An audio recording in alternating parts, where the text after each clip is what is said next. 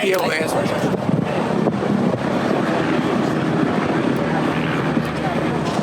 I had some impromptu time off this morning, and so I decided to follow the Sukhoi that's right over here over to an EAA event here at the Lawrence Municipal Airport. And there's a whole lot more airplanes here than I expected. The local EAA chapter is very supportive of the experimental aviation community, and so it's great to see the community returning the favor and getting together and having fun. There were some seminars already this morning and people doing talks and selling products and fundraising for the chapter and all of that. So if you have the opportunity, get on EAA.org and look for these get-togethers and fly-ins that are happening in your area, because it's a great place to network and meet other pilots and fly. It gives you a mission or a reason to go out there and use that airplane. So let's take a look around. I turned it off, it's still running.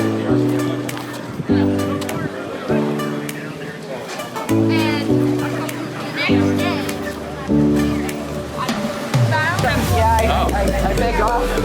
Oh, okay. Come down here. Okay. Well, nice to see you. Absolutely. I will.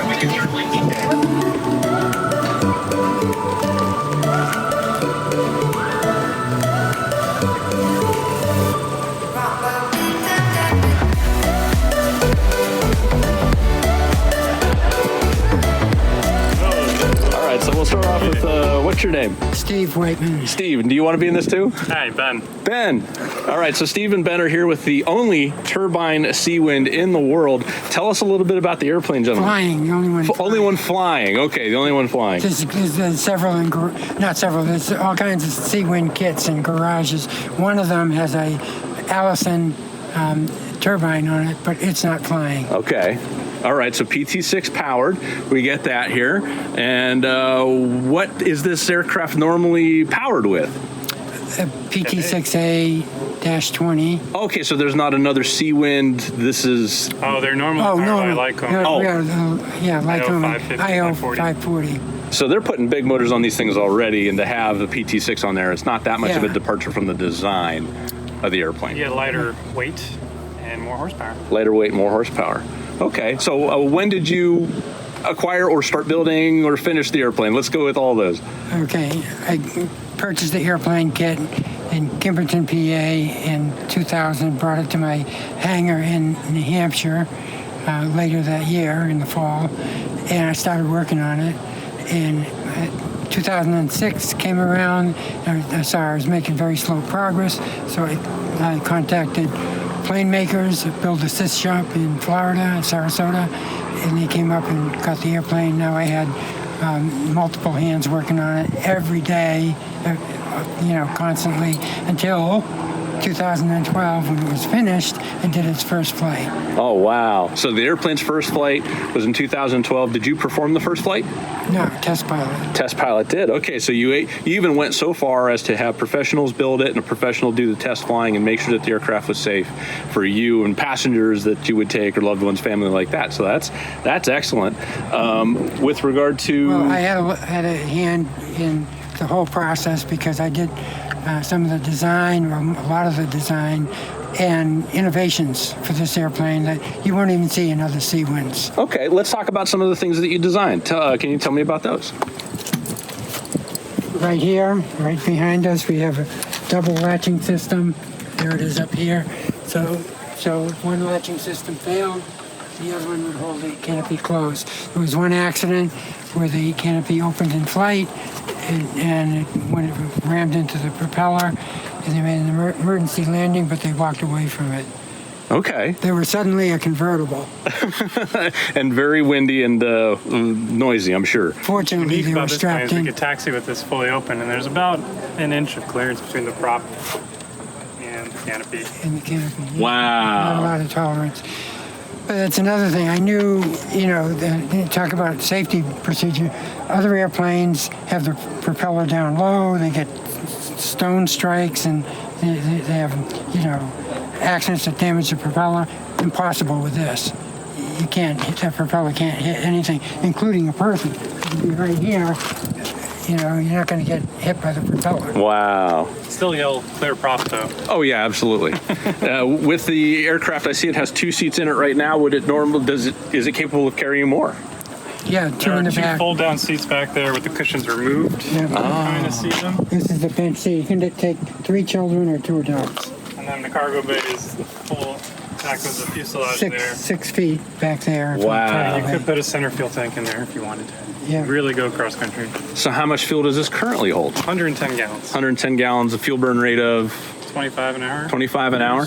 Wow. And that's, you stated earlier before I was recording, 24,000 is about the top. That's the top ceiling. Yeah. And where would you normally cruise? Without oxygen, we stay at like 12.5. 12.5? Okay. And that's where you get 25 gallons an hour. Still get 25 there, and she's still truing out at about what airspeed? Well, 170. 170? I've been up to about 17 and a half and doing 180 true airspeed. That's pretty good. That's not bad at all for an aircraft that also is amphibious. So this Right, is... that's another safety feature. You can always find a place to land with this airport, with this We fly airplane. direct to Oshkosh, right over all the lakes. and you're not even worried about it. Were you guys there this Finger year? Lakes, yeah, we were. Ah, I missed you. Yeah, down by the Amphib parking. Oh, nuts. I was in Boeing Plaza pretty much the whole time. So that's Yeah. the hard part about having an airplane at the IAC building over there. I don't get to see much of the rest of the nice. show. And I still haven't been to the Amphibious yet. So that's a goal of mine for some time in the future that I need to get to. So here's some more safety features. There's over 20 safety features that you won't find in other airplanes. Another one is short field takeoffs and landing. This is reverse pitch, so you can come to a stop and let's say a fuel truck ran out in front of you in a landing. You can bring this right to put the air brake on and Put it go in right to beta. a stop. Very good. Right. And then about how much takeoff distance does the aircraft use? Land and water. Well, it depends on weight. Again, it's all about weight, right? Yep. So you can't land with more than 3,600 pounds in water. You know, you have the water line here. Okay. So that taken into consideration, you will land. Let me get. I don't have the chart with me, but it'll be less than 1,000 feet. Wow. In water. In water. Right. Very good. And that's not And using that's- full power because we have to actually derate our takeoff on water. Oh, wow. Because it'll nose you down. Yeah, that's a lot of power. Okay. All right. So you're using what percentage on takeoff? Maybe 60%? Up to 350 horsepower. 350 horsepower. Out of And the 550 total.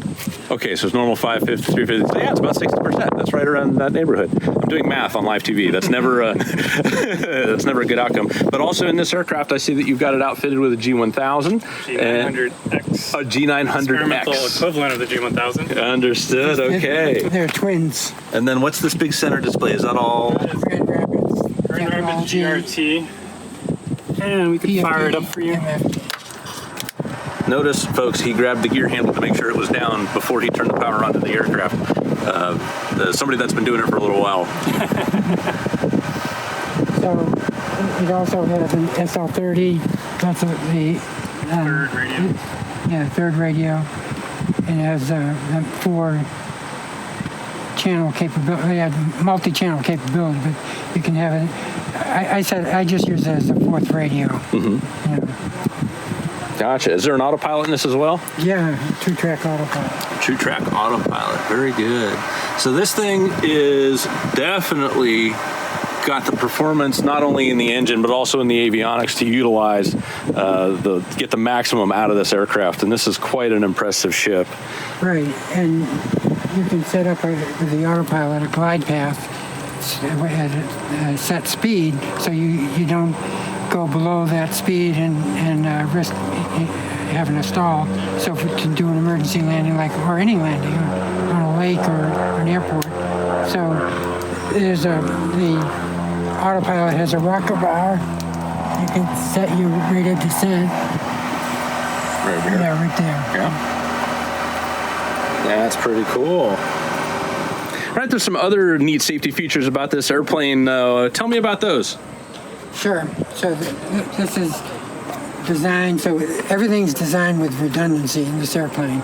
So one of the redundancies is to see where the nose gear is, because sometimes in dropping the nose gear, one time in particular, it got stuck, so I couldn't see where it is. And because it has nose wheel steering, if that wheel is turned just 10 degrees, it can get caught. So it has to be 0 degrees or close to it when it's dropped. So flying the airplane, if I don't get a indicator light showing this is down when I'm coming in for landing, I can switch on the camera and then I can see where the problem is, and then I can adjust it to adjust the wheel orientation through nose wheel steering and raise or lower the gear. Is this electric nose wheel steering? It's electric hydraulic. Electric hydraulic. Okay, yeah. And there's the nose wheel steering. Mm-hmm. And you can see the camera. And then we have the camera here. Actually, Oh, it's got a light on it too. Yeah, so it's on right now. You can Comes see it right here in on the there. cockpit. EPIS. So we can confirm the gear comes up or down. Oh wow. Right.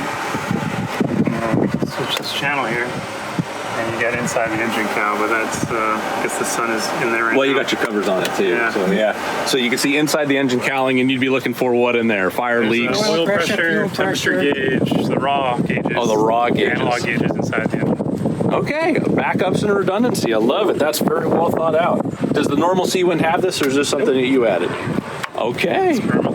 Experimental. Do what you want. Love it. Well, gentlemen, thank you very much for your time. I won't take up much more of it. Thank you for letting me get a tour of the airplane. You gonna post this? Or? Oh yeah, I'll absolutely post it. I'll put this on our YouTube channel and let you guys see yourselves out there and get this airplane featured. One of these days, maybe I'll get a seaplane rating and I'll actually be able to log it if we go fly it. That would be super fun. No. Unless any of you guys are seaplane instructors, that would be nuts. All right, little addendum to the video here. So the aircraft is for sale. As you can see, it's on Trade a Plane. There'll be a link in the description of the video down below. Click on that if you're interested in purchasing this aircraft. But anyway, well, thank you very much for the tour. I'm Rob with Spread Aviation. Whoop, dropped the camera. Take care. Fly safe. Thanks, Rob.